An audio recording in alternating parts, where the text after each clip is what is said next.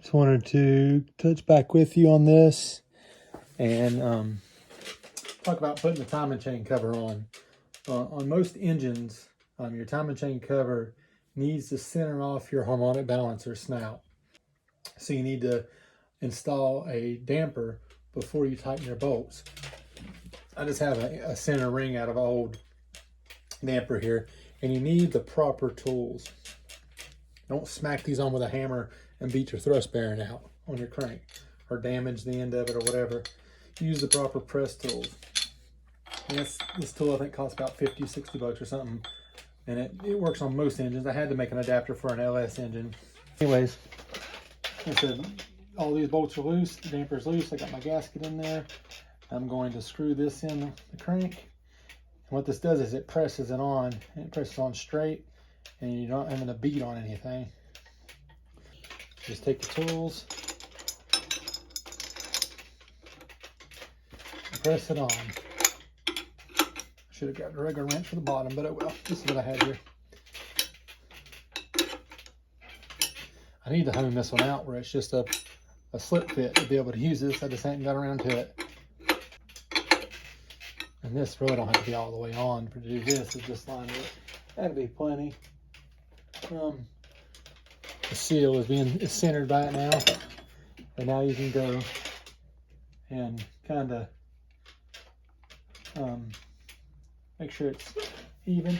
A lot of times what I like to do is just check the bottom, because you got your oil pan that's going to also seal on this. There we go. Pretty good. I just snug these down. These bolts are just temporary to hold this on until the silicone sets up and I put a water pump on it. But I wanted to go ahead and get this on so I could get the oil pump and oil pan on. And then I get the lifters in, because I soaked my lifters in oil. I want oil dripping everywhere while I'm putting the engine together. I already got a mess anyways. So I'm not going to tighten those down and mess up my surface, which I put this up on the Bridgeport and milled this flat because it was pretty messed up, where someone used a 3M pad on a die grinder and just cleaned that gasket off.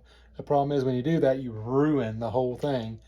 I've got a video or at least some pictures of before and after of when I milled that, and it was pretty bad. It had waves all in it where somebody ground it all up trying to get the silicone off. It's what a razor blade's for. Use a scraper, a gasket scraper, to clean it off, not a die grinder. If you're going to use one of them, use one of those rubber tipped type of pads, not the abrasive 3M pads. They will eat aluminum really, really badly. You really shouldn't use it on steel either, but not what they're for. They're not gasket removers. Anyways, there, that's on. You just take the tool off and you're good to go. Alright. Get some bolts here.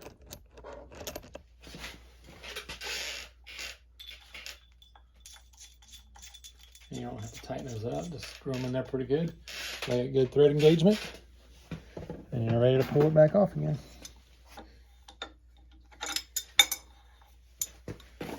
Should be. There we go.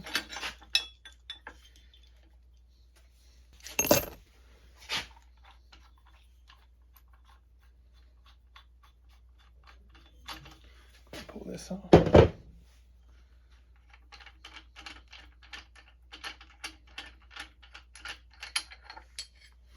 There we go.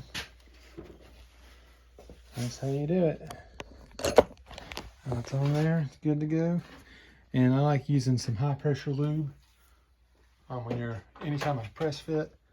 Extreme pressure lube works really good. Get it from Goodson. And then driven grease on the seal.